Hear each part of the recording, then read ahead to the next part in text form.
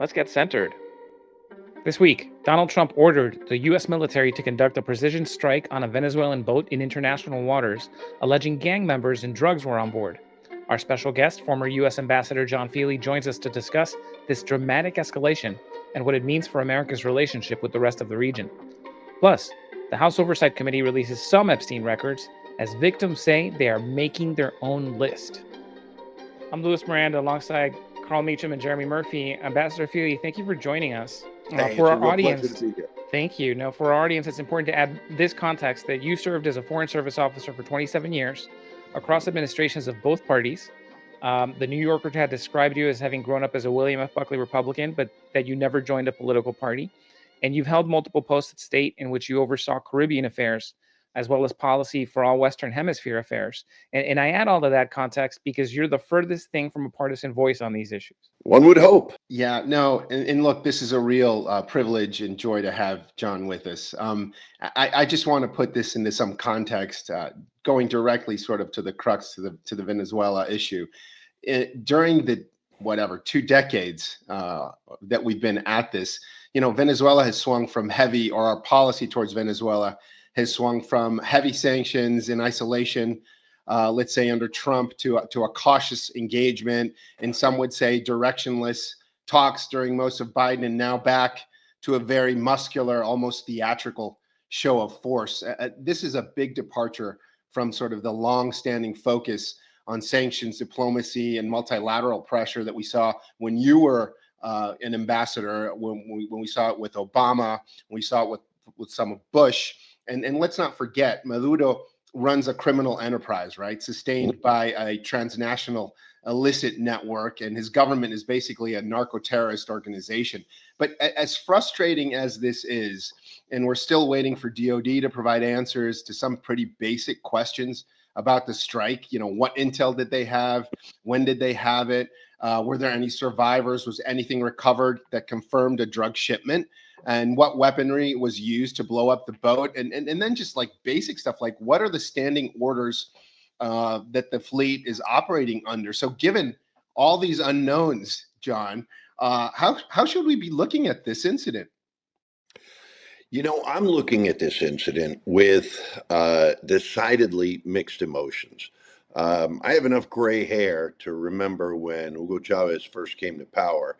And this was during the Bush administration. And I remember vividly that the watchword inside the Department of State among the Latin America people was, don't pay attention to what he says, watch what he does. Okay, well, we did, and that clearly didn't work.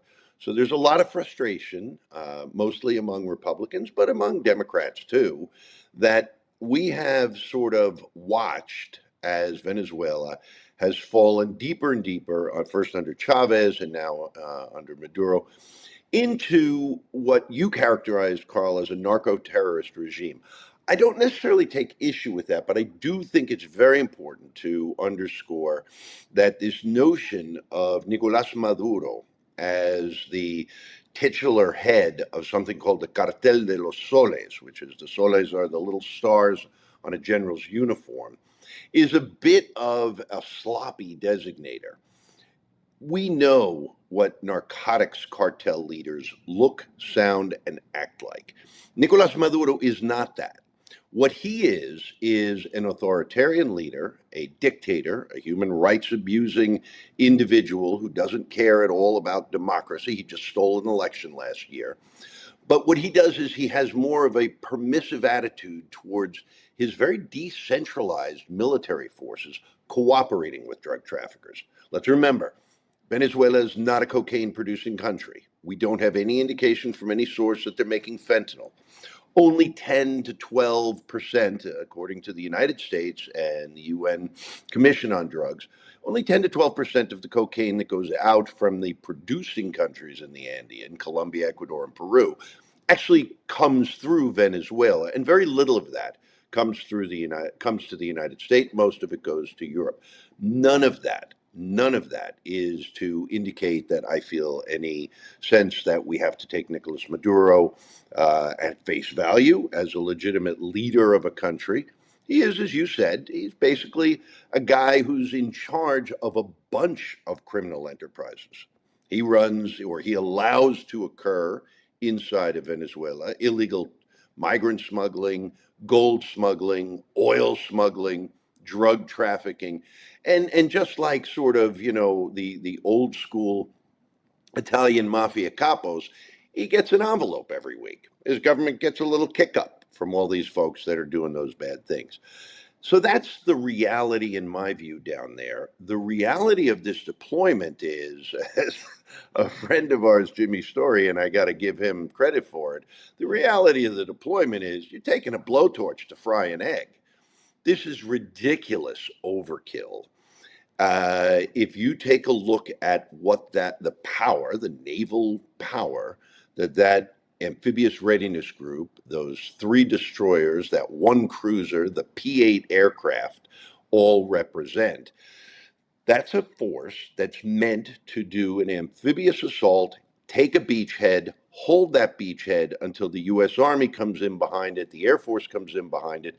This, not coincidentally, is exactly what I did from 1983 to 1990 when I was a Marine Corps helicopter pilot and I was the aerial Uber driver for those 2,200 Marines in the MU, the Marine Expeditionary Unit. The White House, Carolyn Leavitt, Marco Rubio, and the State Department, they've all said this is an anti-narcotics mission. Well, if that's the case, then you just handed the surgeon who needed a scalpel, you handed him a big old hammer, and you saw what that hammer can do. It blew a boat out of the water yesterday. But as you and I have talked on other occasions, Carl, this was basically drone footage of an American Reaper, most likely, the kind we see used in the Middle East, the kind we've seen used against Houthis, against Iraqi insurgents. It's basically focused on Miami-Dade and his MAGA coalition. It's not focused really on anything that's geostrategic in terms of solving, if you will, the Venezuela problem. Yeah, so the question there, and I think you put it really clearly. I mean, these are domestic sources of foreign policy making.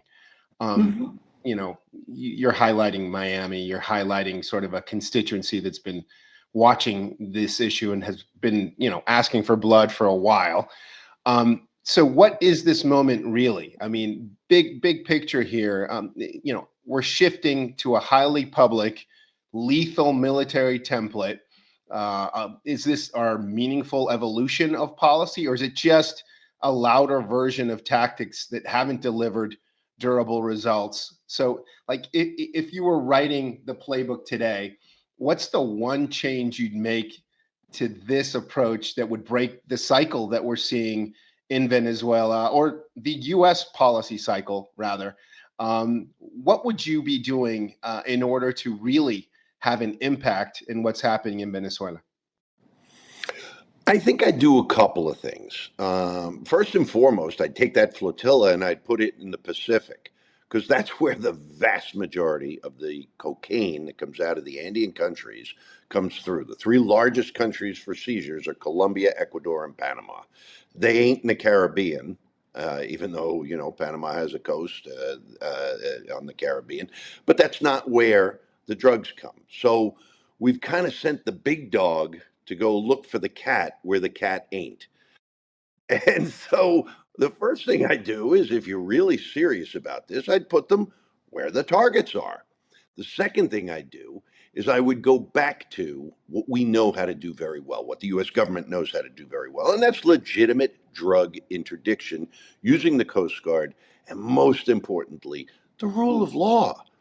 We have been interdicting multi-ton loads of drugs. There have been stats that have been published about, things that have gone under and gone on in the Trump administration in terms of, dozens of tons of drugs seized by the U.S. Coast Guard. They do that with deputized Coast Guard officers. They do that under U.S. code. They take evidence. They establish a chain of custody. They detain legally the people who are on those small crafts smuggling. They bring them to the United States. They legally put them in front of a court. Now, Marco Rubio said yesterday, yeah, but none of that has worked. We still got a drug problem. I don't deny that. But the roots of that drug problem are not in the law enforcement. The roots of that drug problem are in the tremendous demand for drugs here in the United States. So I think I would do a realignment of the legitimate tools the United States has to combat drug trafficking. And I would focus, and this is a default, I know I'm going to get called a failed globalist for this, but I would default to a coalition based diplomacy to try to assist the small d Democrats in Venezuela. Most, who I would argue represent the vast majority of Venezuelans. Nobody's really happy with Nicolas Maduro unless you're in one of these criminal enterprises or connected to someone. They have a great term there. They call them los enchuflados, right? Those people who are plugged in to the regime. That basically means they're getting their envelope weekly. So I would do that. And then the other thing, and this is just stylistic. United States, from my life and my career as a Marine Corps officer, as an American diplomat, was always the biggest, baddest dog in town. And I always liked, this is a stylistic preference, I like Teddy Roosevelt's approach. Big stick, quiet voice. Well, we've kind of now got a big, loud voice that alienates the world. And now we've deployed a really big stick for a really stupid target. I have a question. Talk about how the cutbacks at the State Department affected our ability to really handle what's going on in Venezuela. That's a really great observation, Jeremy. First and foremost, in the first Trump administration, one of the decisions when the policy under Donald Trump 1.0 was called maximum pressure, right? And this is a carbon copy of our Cuba policy. You diplomatically distance them and you sanction them. You sanction them until their eyeballs bleed. You try not to let goods in or out, and you make sure that we don't trade with the terrorists. And the line that I really makes my teeth itch when I hear it, you don't legitimize the dictators by talking to them. Give me a break. We've been talking to bad guys ever since diplomats were invented. That's what we get paid to do. Talking to your friends is easy. Talking to the people you disagree with and the people you don't necessarily want to go to war with, but you want to get them to do what you want them to do, that's the essence of diplomacy. So in the first administration, I think the Trump administration did something that was well received in Miami-Dade, well received among a certain segment of the Venezuelan opposition. But quite frankly, the dumbest thing you could do, it was cutting off your nose to spite your face. He shuttered our embassy in Caracas. So what does that mean? It means you just took the eyes and ears off your target. It's like, the same thing that we have done with regard to Russia. We now no longer do cyber espionage, offensive cyber espionage against Russia.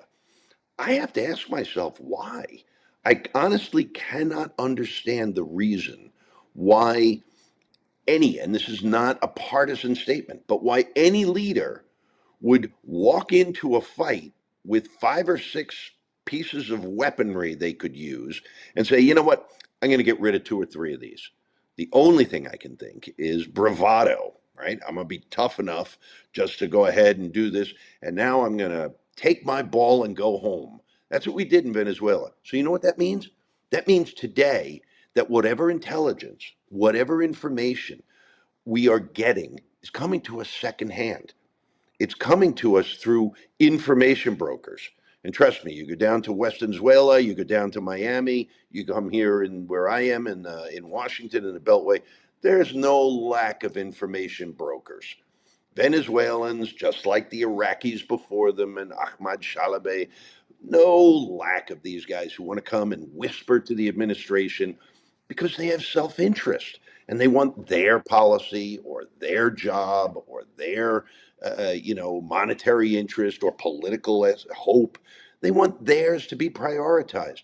That's not the way we should operate as the United States government. We should operate with, sort of like in multiple areas, evidence-based science. How about evidence-based diplomacy? So I think you are right that the loss of many of the individual leadership figures within the Western Hemisphere Bureau. There are still some very, very good people there. There's still people who are apolitical, as I was, as they should be, who will implement the president's policy until they feel they can't. And those are individual personal red lines. I myself crossed one a number of years ago. But until that time, you dance with the one that brung you, and you signed up for this.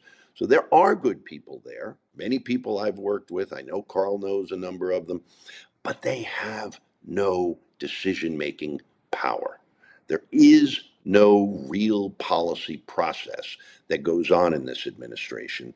This looks much more like the court of Louis XIV, where your proximity to the throne determines how much throw weight you're going to have, and everybody else down below you just gets in line or gets out or is forced out. Have you been surprised by Marco Rubio in his change? I mean, he was a very, very different character, very different voice, spoke completely in a different tone when he was at the Senate Foreign Relations Committee. Doesn't seem recognizable now. Yeah, absolutely. I often think of, what do Venezuelans and Ukrainians think? I'd love to put a couple of those Democrats in a room together and go, hey, what happened to your dude? Rubio was a champion of small d democracy overseas. He was a champion of human rights. He was a champion for the rule of law. And you could disagree with his policy preferences, but he clearly was one of those very traditional voices. The MAGA guys call them rhinos. And so the question is, am I surprised that he is now, the MAGA cheerleader in chief for an America First policy? I don't know Marco Rubio on a personal level. Unlike George Bush, I'm incapable of looking into someone's eyes and seeing their soul. I don't think I've even located mine, to be honest. But I think that if you accept history as a guide and you go back to the Second World War and you take a look at, the term a Vichy bureaucrat, and you study the fact that after the Second World War, when the Nazis were defeated, 90% of the French said they were part of the resistance.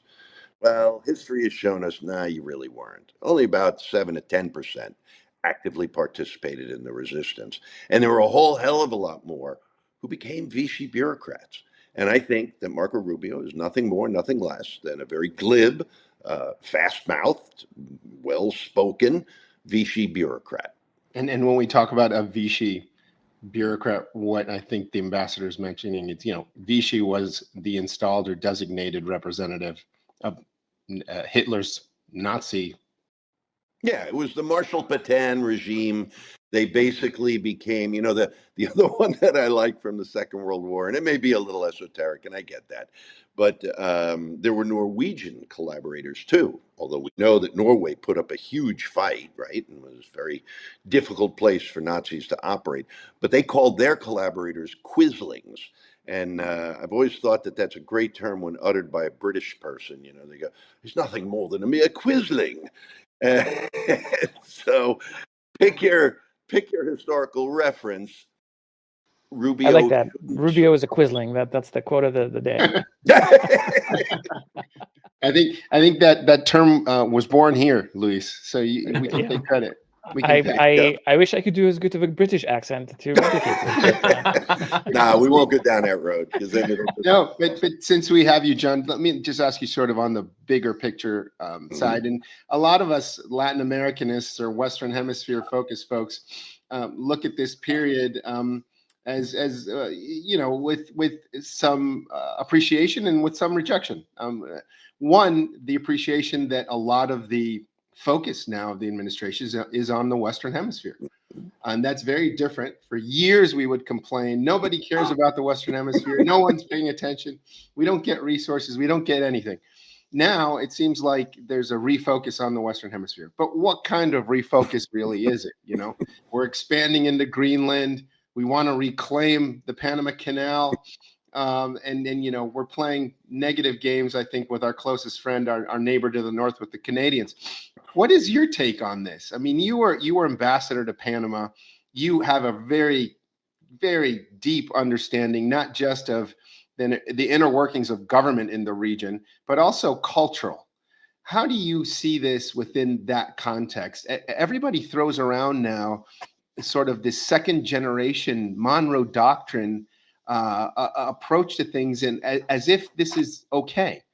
What do you think about this?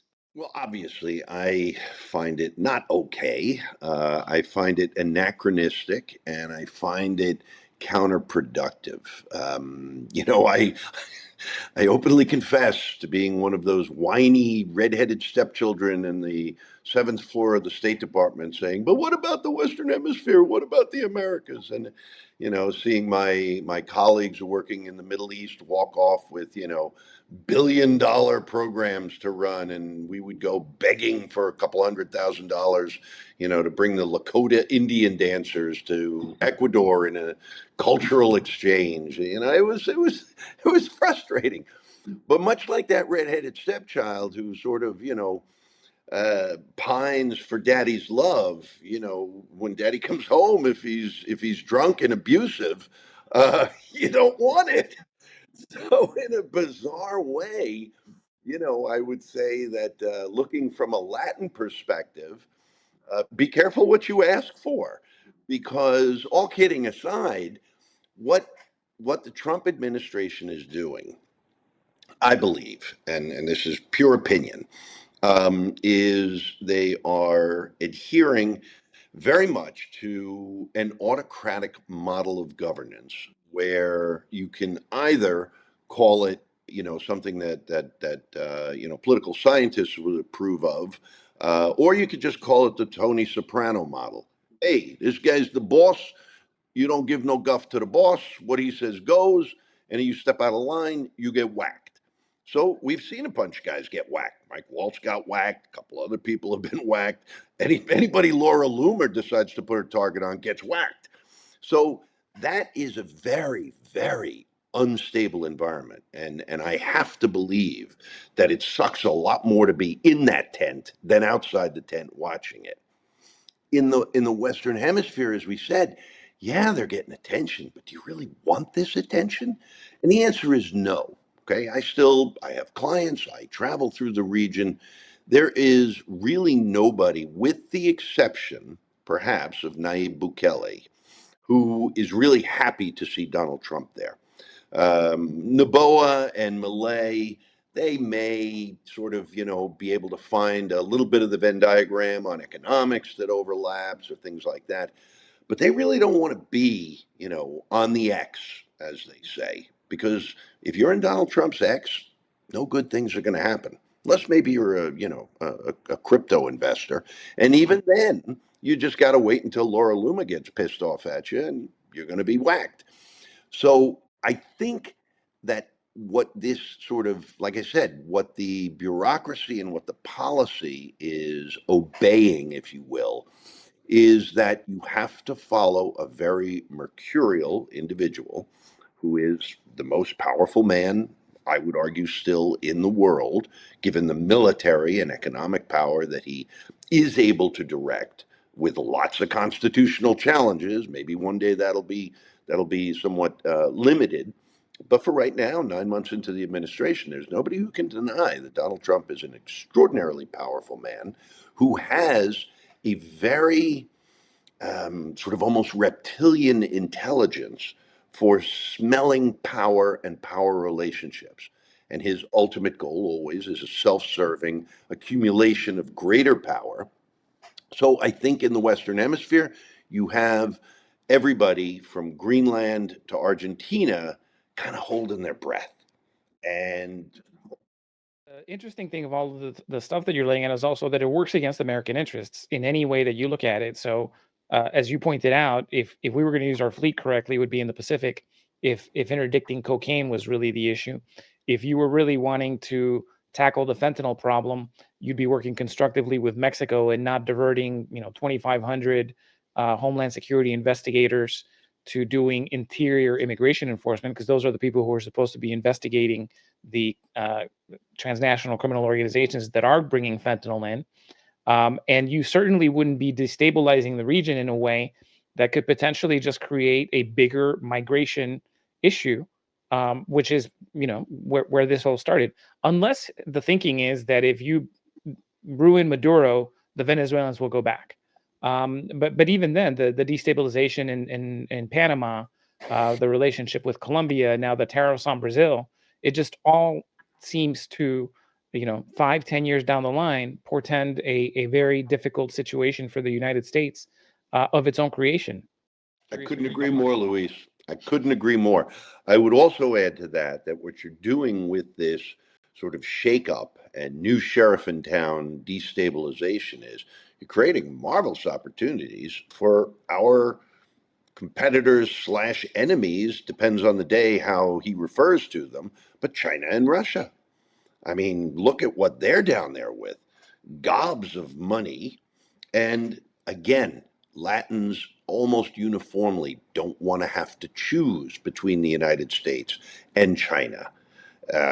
Russia's more of a stick in the eye kind of thing, but it's got a few places where we should be genuinely seriously concerned, such as Nicaragua. But I think you're right that this is all counterproductive. I don't see. Let me, because we don't have a lot of time with you, and I want to get to this because I think Luis has prompted a great sort of follow-up for me, which I think is that you've had these actions by the current administration, which are, I think, actions that could force a division, a choice. Where? Who's in the region? From Where? countries in the region, right? Okay. Between us and the Chinese. Most of the trade in South America is with China. Mhm. The trade that we're seeing in the Caribbean and in Central America also is in the direction of China. How long do we have until they make a choice? And if they make that choice and it's not the United States, going with what Luis said, because I think, Luis, you set it up pretty well. What will our reaction be then? Can you speculate a little bit on that? Wow, my crystal ball's as cloudy as yours, probably worse. But if I had to speculate, I would say that given the terms of trade between the United States and most of its trading partners, well, in fact, all of its trading partners in Latin America, what will be, and I don't know when this will happen, when it will provoke the break, as you speculate, and they say, that's it, we're sick of the Americans, we're going all in with China. It will probably be something that Donald Trump and his administration do with regard to tariffs, perhaps with regard to non-tariff barriers to trade, with regard to sanctions based on an internal judicial court proceeding in Brazil. I mean, think about this. This is ludicrous. Brazil's pretty well insulated from American trade, right? Brazil's biggest trading partner is China. It's a massive natural resources stuff coming out of the ground going to China, Chinese capital flowing in kind of relationship. And we slap tariffs on them because there is a judge down there who is trying Jair Bolsonaro. I mean, that kind of heavy-handed gunboat, diplomacy like we're seeing in the Caribbean, but metaphorically gunboat diplomacy that was the first Monroe Doctrine is precisely what generated 7, 8, 9 years of persistent anti-Americanism in the region. So again, I see this as terribly counterproductive, helping only our competitors and enemies, and leaving a task for the next generation's diplomats and leaders to clean up. We're going to have a cleanup on Isle Americas for a very long time to come. Listen, I am a very strong proponent of using law enforcement and diplomacy to attack the supply side of illegal drugs. Make no mistake. But ultimately, this is a demand equation. And unless and until the United States figures out how to do that, and that's not my area of expertise, but I, like most Americans, have somebody in my immediate circle. In my case, it's an immediate family member whose life was ruined by drugs. and substance Yeah. abuse addiction. So let's not minimize it when they talk about it being a threat to our domestic stability. I mean, I don't want to trivialize it, but again, use the right tool, use history, use A- a- science. But again, fentanyl has been, I think, if you look at and people's lives have been wrecked by all kinds of narcotics, but fentanyl is where we've seen the huge spike in deaths over the last 10 Oh, years. yeah. Yeah. Mhm. And that's not what's coming from Venezuela. That, Absolutely. largely a And, China and and interesting, Mexico. interesting. Let me just make this one quick point, and I know that Carl wants to kick me off because you got a better guest coming on. No, not Hey. at all. Interestingly, if you look at what we saw yesterday in Mexico City, I swear to God, I thought I was in a parallel universe. Marco Rubio sat down with his counterpart, Juan Ramon de la Fuente, in Mexico City, after having met with the president, Claudia Sheinbaum, and he gave comments about U.S. Mexico collaboration that, honest to God, I could have written during the time of the Merida Initiative. It was all about co-responsibility. It was about collaboration. It was about information sharing. It was about mutual respect. I mean, I almost gagged. It was so treacly sweet.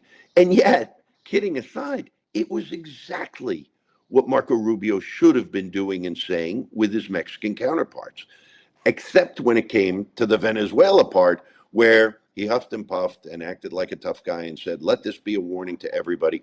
Well, you know what? I can pretty well guarantee him that there aren't going to be a lot of more drug shipments coming off of Venezuela in the near future. But as Hugo Chavez once said, por ahora, Mm. right, And just then for now.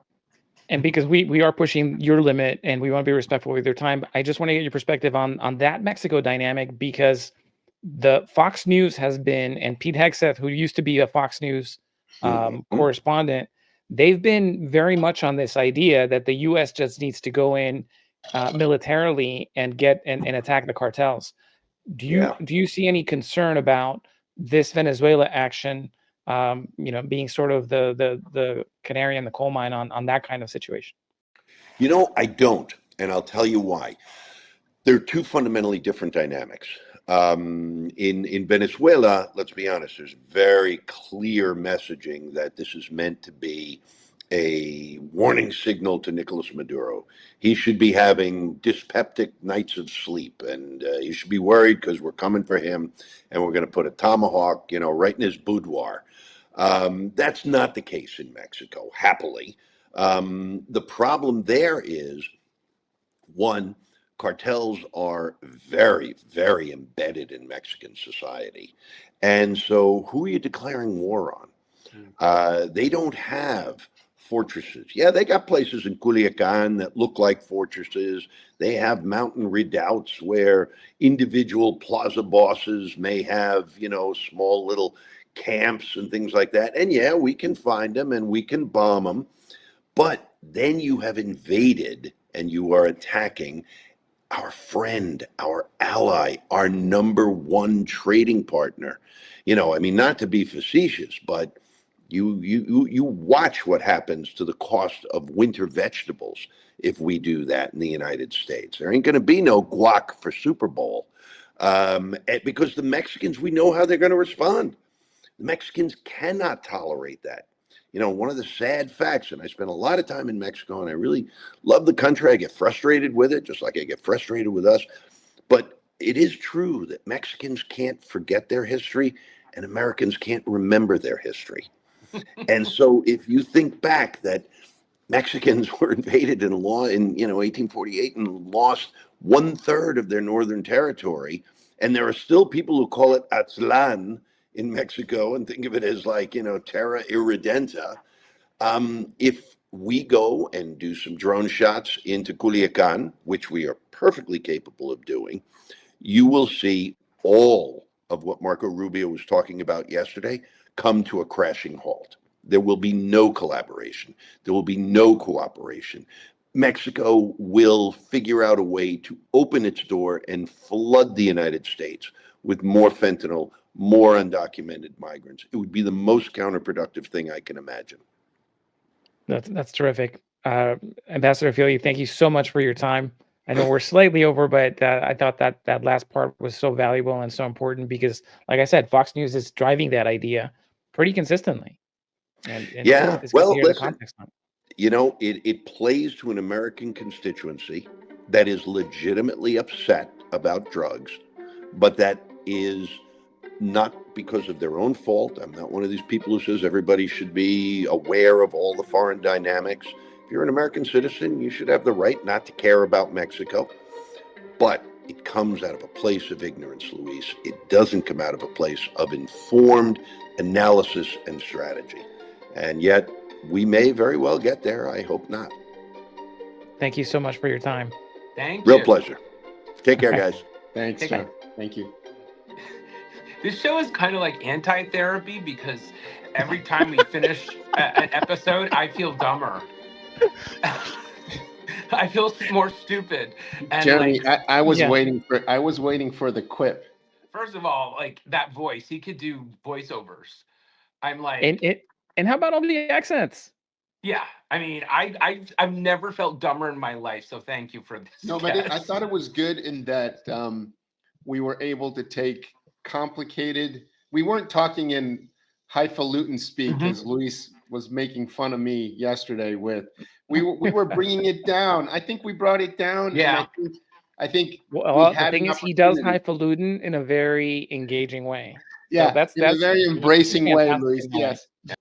Now, you know what? I am not in the bubble, and I don't have experience in foreign affairs and State Department policy and whatnot. I'm just an average American, and I learned so much from our interviews, and the Brazil and China, that was really interesting, and how we would Nice. deal with Mexico, and Mexico retaliating, and not, I just, my mind grows when we have guests. I think it's really important, and how we're able to bring it down to where anybody can watch and learn something, I think is an attribute to us. It is. It's that these are the episodes that make this worth doing. And hopefully the audience is enjoying them too. So let's jump to the next topic, which is one that Jeremy, I know that you've been tracking very closely, which is the Epstein files. We said this over a month ago, I guess about 6 weeks ago, when House Republicans shut down early for their August recess.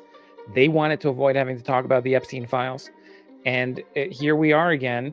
We said, it's a stupid move only because they're going to be talking about it again when they get back, and that's exactly what's happening. Well, and they're giving this topic air when their leader, their alien leader, is amongst the people in the files, which really surprises me that they've fallen behind Trump on everything, and then here they're kind of poking the bear because we all know Trump had a very, very close relationship with Epstein, and he obviously is in the files, and the Republicans pushing to release more. I mean, unless they sanitize them of Trump, really surprises me because this is the last thing I think Trump wants them talking about. And so to catch us up on the exact latest, what's going on is that on Tuesday, the House Oversight Committee released over 33,000 pages of Epstein-related records provided to them by the Department of Justice, but it was largely a nothing burger. It included court documents, flight records, and video of the cell block just before his alleged suicide, but most of that was already public. So it really smells like just an attempt to pretend that you're putting stuff out there, even while you're trying to hold stuff back. And what was particularly fascinating was the victims now have had the time to come together and get more organized. And they participated in a press conference yesterday. Obviously, not all of the victims, but a good number of them, with a bipartisan group that included uh, the Ro Khanna on the Democratic side, and then the Republican Congressman Thomas Massey from Kentucky, who has been a thorn in the administration's side on a bunch of fronts, but also people like Marjorie Taylor Greene has been very vocal about the fact that if the victims put together this list, which is what they said at their press conference, that if not enough is released, they're willing to put together a list of the perpetrators that they know themselves were part of this. And Marjorie Taylor Greene has said that she will go read them on the floor of the House. That's an incredible development. Right. I think I think a question also is, Epstein committed suicide 6 years ago. Why now? I don't think that it was it's not about a why now, but that so much of this has been dragged out, seemingly to bury it, and it's working in the opposite way. Donald Trump keeps talking about the fact that that this is a Democratic hoax, or not the fact, the claim that this is a Democratic hoax. The victims themselves are saying there's no hoax here. Like we were victims of this. We know what happened, and the what they're looking at, and also, by the way, if it was a Democratic hoax, this all happened during his administration, including the as air quote suicide that you just referenced. This all happened during his first administration, and he wants to try to put it on Democrats as if it's a hoax. But standing in the way of this only makes it look worse. Yeah, but I thought yesterday, the Nancy Mace leaving the victims briefing visibly shaken shows that this ain't going away. And what's also remarkable, and I think you mentioned it at the beginning, Luis, was that the people that are leading the charge here, it's unorthodox. You have Tom Massey, who's a libertarian Republican from Kentucky, and then you have Ro Khanna, who's a progressive Democrat from Silicon Valley. They're opposites politically. You don't get more progressive than Ro Khanna. No, and like they're opposites politically. Then they teamed up with Marjorie Taylor Greene to force a vote on this. The White House is working overtime to sort of stem the flow of folks that are now starting to want to join that effort. And this is like a huge deal because this contradiction means that this isn't about political theater, and it's becoming more and more about accountability for horrific crimes. Massey said that it looks like Trump is covering up for rich and powerful friends, that he's really not implicated, but he's covering up for people. Now, the more these leaders resist, the more they risk this huge backlash from Trump's own base. And we have an election, a midterm election coming up in the fall of next year that we've already started now. I'm thinking that this is going to have an impact there. I mean, and it's not even the things that Democrats are trying to push on issues having to do with judges or issues having to do with healthcare and the cuts that the big beautiful bill made there. I think it's going to be stuff like this that's going to have a huge impact. But what did come out was a letter that he put into a birthday book years ago that was part of the evidence. That leaked about a month ago. Yep. And he threatened to sue the Wall Street Journal for publishing it. I think that if he was aware of what was going on and joked about it, and there's different ways to be implicated, even if you were not a perpetrator, but you were part of the cover-up. What does that say? The sweetheart deal that was cut with Epstein in Palm Beach was cut by the man who Donald Trump then appointed as labor secretary during his first term. Yeah. So there's a lot there that is a context that is not going to let this go away. And just on the process piece, it does seem that the Speaker of the House is going to continue to oppose. Mike Johnson is going to continue to try to block these, a broader release of documents. But what Massey and Mace and Marjorie Taylor Greene and Ro Khanna and others are doing is they're moving towards a discharge petition, which is that if you get enough members to sign on to a discharge petition, they can go over the head of the Speaker of the House and put something directly on the House floor. And I'm confident that they're going to be able to reach that number because of just the critical mass of concern that exists on both sides of the aisle over this issue. And they're not going to be able to hold this back. Well, also, we're heading into an election year, and things optic wise, there's video of Trump with Epstein joking about young women. Well, but There's he's not on the photos of ballot. them together. And so, as long as the topic is in the air and it's getting oxygen, and then you see an ad with Trump hobnobbing with Epstein, that could be devastating. So that's why I'm shocked that Republicans are keeping this as part of a discussion when their leader, there's video, there's stuff that shows a relationship, a friendship, that could be used in campaign ads. This whole thing that we've talked about, Gavin Newsom getting smart on X, and Mamdani's use of social media platforms and all the things. If you apply those approaches with the right content, you got a different game going there. And Yeah. I wonder, if Democrats can, and you've said this repeatedly, Luis, in our conversations, and we always get into sort of taking it apart, that Democrats are more of a coalition of different voices, right? Of different views on different issues, right? There has to be a unifying sort of approach. And if there's some sort of unifying front, you really could have an effective opposition, because this is not just a partisan issue. This is a bipartisan issue that cuts right into the MAGA base. Yeah. You wonder how that's going to play out. Yeah, absolutely. And We will now see.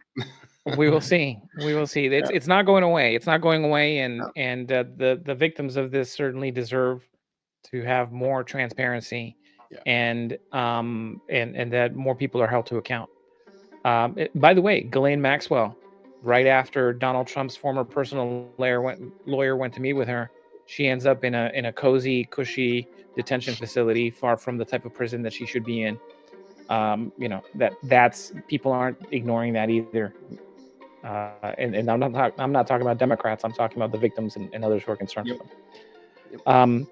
Before we close out, last time we were together, we talked about the fact that Hollywood was falling short of its summer expectations. This is the worst summer it's had, Hollywood box office has had since 1981. Ooh. The top 5 movies each year. This year, 1.6 billion. In 2019, it was 2.6 billion. So we're seeing a swing of $1 billion lost.